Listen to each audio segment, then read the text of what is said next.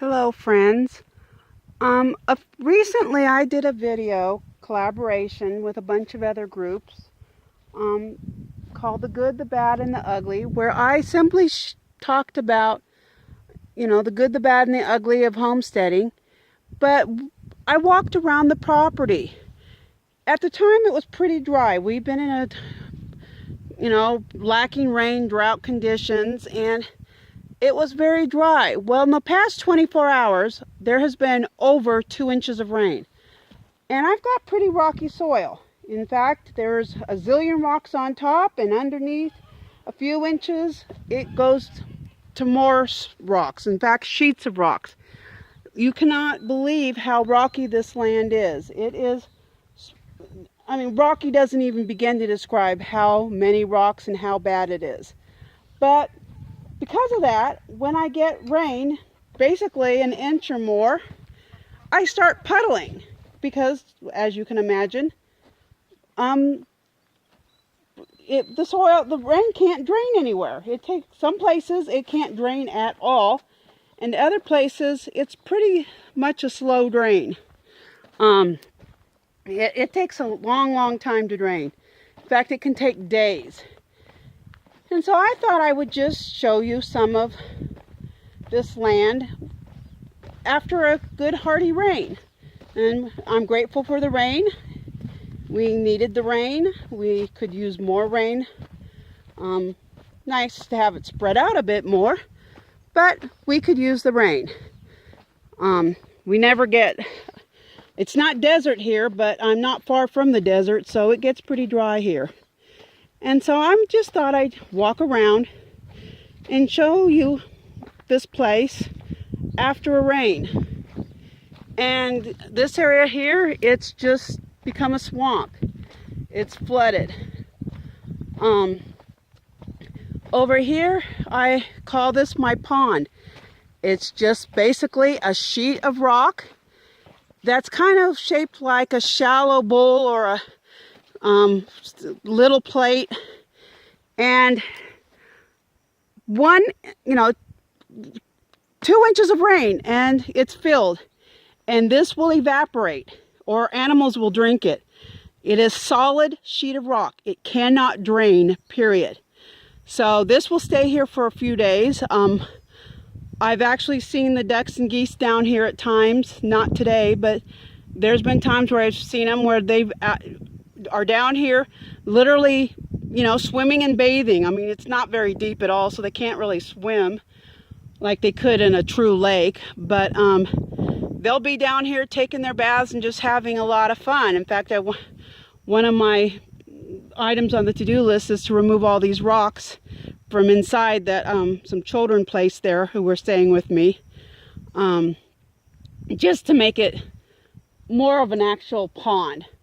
But it takes, rain to fill this up, and then it will dry out and be a hard rock again. But this whole area literally turns into a swamp every time it rains. And so the elevation is lower than on this other side of the driveway. And as you can see, I've got some really nice potholes on my driveway that fills up with water. Here's the cat, Tiger. She's the first animal I brought onto the homestead, and she's done a great job. She used to have a sister, but her sister had a blood clot and had to be put down because she was paralyzed. So this is Tiger. And the elevation is higher on this side of the land, which this is facing east, this is facing west. And it literally goes down to a creek bed, which only fills up when it's raining. So I've actually never seen the creek flowing. I know I have a little bit of a waterfall, very short little teeny, like a foot deep waterfall down there, and that's where the property ends. But one of the reasons I thought I would just share how flooded this place gets is, number one, before you're looking at property, you might want to really, take some time to look. What are the, is the property going to work well for what you want to do? This property met some of my requirements. If I had really understood how rocky it was underneath, I definitely would have probably gone somewhere else. I mean, I knew it was rocky on top, but I didn't think it was as bad as it is. But, you know, if I wanted to farm, you know, I mean, huge agriculture, I wouldn't be able to do it here. It's too rocky. I have to have raised garden beds and such. So that's not even a possibility. I do have a vegetable garden, but too many rocks. And look how flooded. I mean, it's either dry as dust or it's literally just flooded. This is all from just rain. You know, a couple inches of rain in a 24-hour period. The ducks are loving it. The ducks think this is great. Goats, on the other hand, they're miserable because they don't like the rain at all. They think they will melt, like in the Wizard of Oz. They think they're going to melt. So they hate it. And it's actually can cause hoof rot, and the parasites grow more. And the rain isn't that great for the goats, though it does help their food supply grow. But ducks and geese, they love the rain. Goats don't love the rain. The guineas and chickens, well, they're kind of neutral, I guess. But as you can see, you know, right over there is the front of the house where I come from, and then I got to walk through all this swamp to get over to the goats. Some areas it's more muddy than other areas. Some places I've got rocks that I can step on, which help a lot. But as you can see, it's a swamp. This place literally turns into a swamp. And after a few days, all this will dry up and it'll be dry again. But for now, it's just a swamp. There are areas that I will avoid because my boots will sink, like quicksand. It's not quicksand, but people have lost their boots by walking in areas where there was actually a little bit of soil and not enough rock to step on. You see, here's the chicken yard area, and even though I've been putting lots of food for the chickens to eat, the produce and stuff, it's not being turned into soil and not getting elevated. Over in the main goat paddock, I have literally moved the hay feeders around so that all the hay that the goats drop when they're eating has helped to build soil. And I've also actually purchased bales of straw and just literally thrown it around on the ground, trying to help with the mud problem, the water problem, because when I first put the goats in there, I would get 2 to 3 inches of water in the western side of their paddock.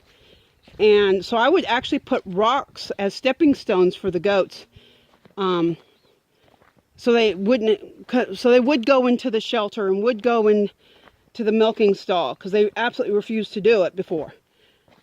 Now I've put so much hay that the ground is more elevated there, and it's not flooding. I mean, it still floods, but not like it was. It's much, much improved. And eventually, you know, I'll have a lot more soil. There are times I actually remove rocks and stuff. But this is my land, and that's what it's like. But if you haven't bought property yet, and you're thinking about that, and you have a goal to raise animals or to farm, homestead, or just whatever it is, you know, take a good look at the land. Is that land going to work for what you want it to do? And if you decide to buy it, you still want to observe for a while. Because, you know, what if you immediately buy that property and you decide this area over here is where you want to build your house.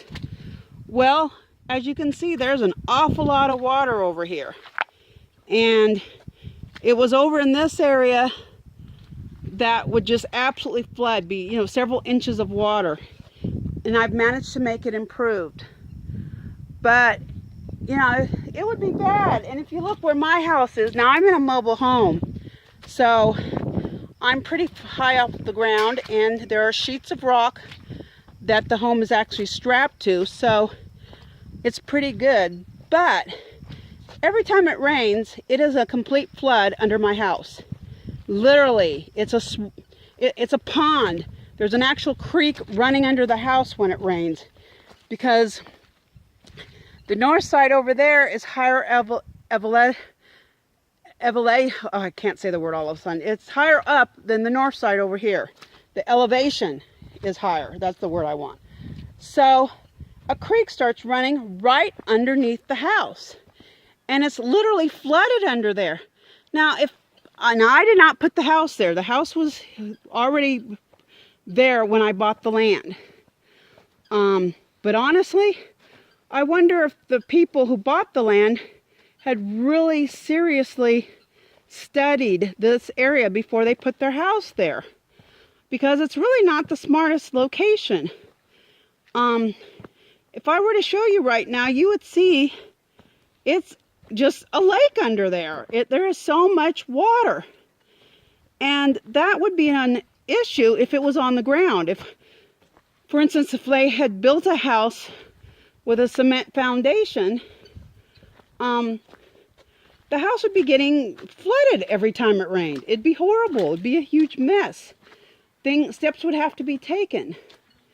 And there's really nothing.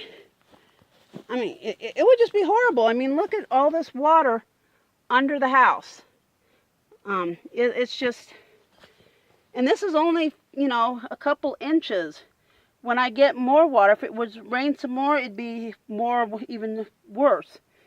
The whole entire underside. I mean, I have actually looked under the house during rainstorms, and you can see the water going in one side and out the other. It's just an absolute mess. So what I'm saying is, study your property. Get to know the property. Before you buy, is this property going to work for you? Does it have what you actually need to fulfill your dream? If you've bought the land, before you start building, look around. What are the characteristics of the land? What's the drainage like?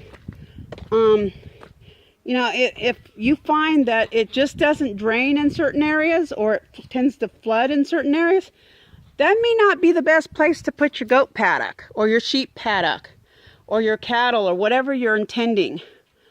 You know, you need to think about what you're, you know, where you're building things and what you're doing, you know, your plans are. So I just thought I'd share that with you and get you thinking a little bit about, you know, what you plan on doing with the land, and where you put things and stuff. Now, if you buy property that already has things built up, you know, hopefully the previous owners did the right thing and put things in the right place. But if they didn't, then you need to maybe consider rearranging things, or make, you know, with what's possible. Obviously, a house or a huge barn, you just can't pick up and move. But try as best as you can to, you know, study the property and make decisions before you buy or before you start building. And even when you start, you know, if your first goal is, like with me, my first goal was a 8-foot fence, a deer-proof fence for the vegetable garden. And I picked an area I thought would be best. But even after that, even after I was starting to have the goat fence put up, you know, the fence wasn't even up yet, but I was going out there and studying the landscape. What happened after a rain? You know, where is it flooding? Is there any issues I need to think about? Was this the right idea to put it there? And that taught me things. So try to observe your property, even today. You know, when it rains, I go investigate new areas all the time. You know, I want to put something in a certain place, I'm thinking about it. I go look, is that a good idea? Am I making the right decision? So I just thought I'd share some words to think about when you're looking for your property, or even if, you know, you're just going to buy a 1-acre parcel of land and just have a few chickens or something, and the house is already up, or maybe it's not.